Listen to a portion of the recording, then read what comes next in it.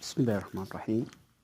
الحمد لله رب العالمين والصلاة والسلام على سيد الخلق أجمعين وعلى آله وصحبه ومن والاه. Okay, dear students, today we are going to talk a little bit about the important points on chapter 2, which deals with the Old Man and the Sea. As you know, as you watch with the screen in this chapter, and after this little exploration, students should be able to critically give an overview of the Old Man and the Sea in general ideas about the novel, okay, the novel as well as the novelist. Also, they should be able to, every two students in pair, every two students show their understanding of the themes, plots, characters, and here the characters mean the major characters, through a recorded presentation. Here we have an introduction, general ideas about the publication of the novel, about the novelist himself, okay, Ernest Hemingway. I'd like you to read it, understand it in the second passage or paragraph. It is a sort of explanation about the novelist himself, about his growing, his education, and his life in general you find here.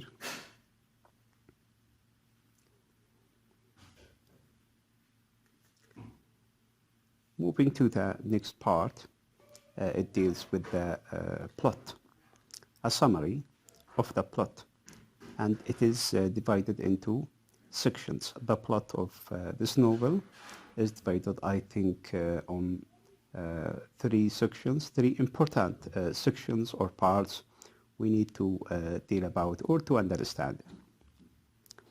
The first point of the plot talks about an unlucky boat, and if we want to comment on this title, we have to realize that it is not the boat which is unlucky, but the person who is sailing with the boat, and it is Santiago, the main character of this novel.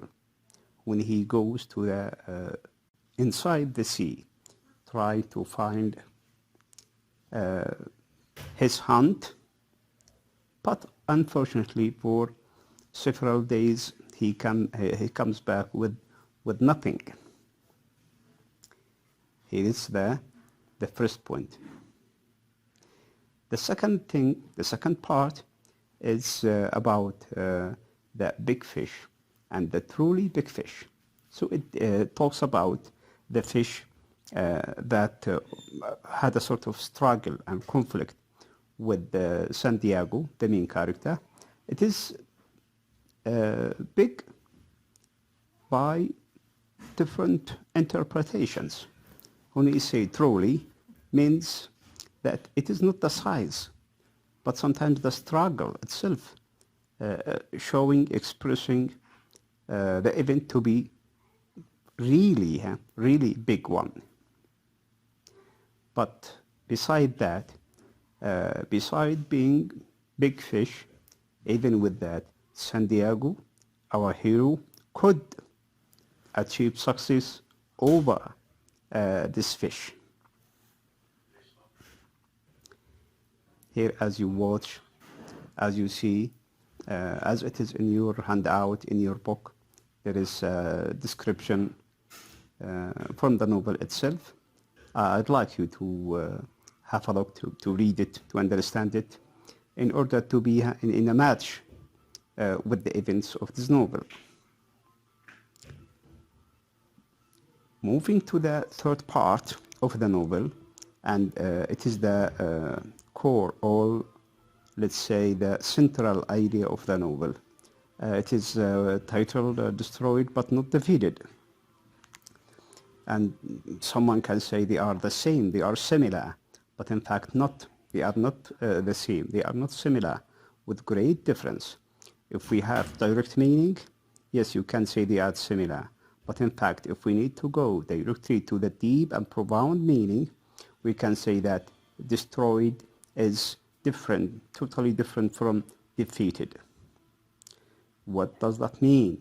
Again, destroyed, it can be the body. The body is exhausted after their struggle with the fish. San Diego, okay, is bodily exhausted, very tired, cannot move. But his soul, his spirit is not. It is the opposite. He is not defeated.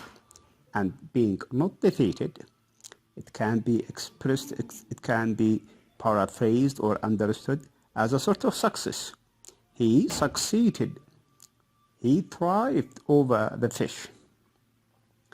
If we read this part, we can find that now many miles out to sea, the old man lashes the great fish to the side of his skiff and sets himself sail for home. After catching the fish, San Diego ties it to his boat and trying to go back home. The problem is not here. Here is an idea. The problem is after that, after he faces the other sharks, and being destroyed is in this point. Okay, when he come back with the skull only, the skull of the fish, after great struggle with the sharks. Moving to the next point, after the plot analysis, we have characters.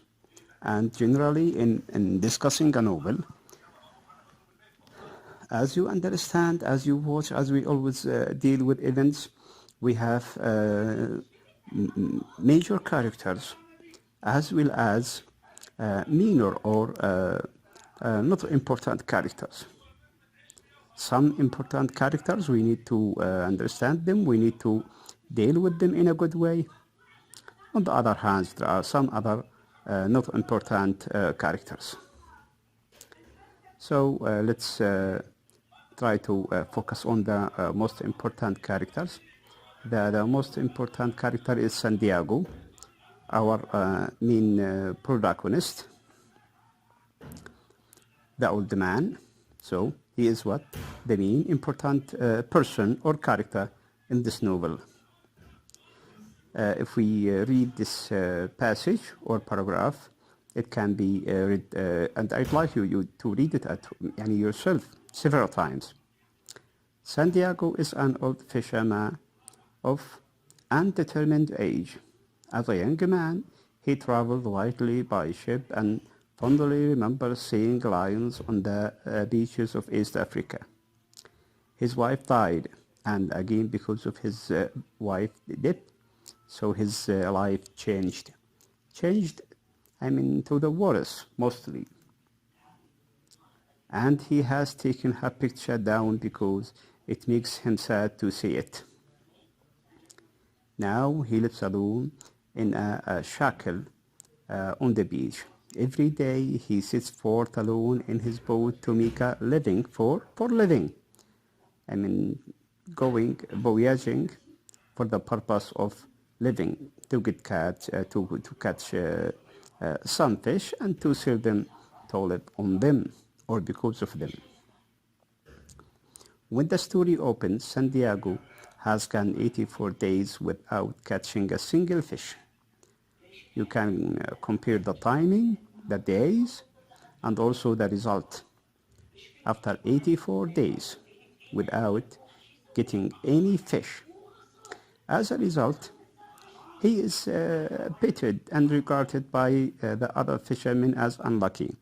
When we say earlier that the unlucky boat, the boat is the person that because he voyaged, he sailed into the sea with others, everyone with his boat, for example. But the others returned with several fish to sell, to get money for living, except Santiago, who came back with nothing. For that, he is called by his neighbors that he is what?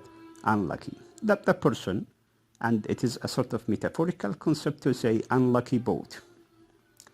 Santiago is still respected by some, however, because of his age and his perseverance. A person has a determination. He is a very experienced fisherman who knows well the tricks of his trade, which fish to use as bait. Here we have several more ideas about Santiago. I'd like you to read it, okay? Understand it, connecting the point we had in the plot with the point we get here. The second important character is the boy, the young man, let's say, who was a sort of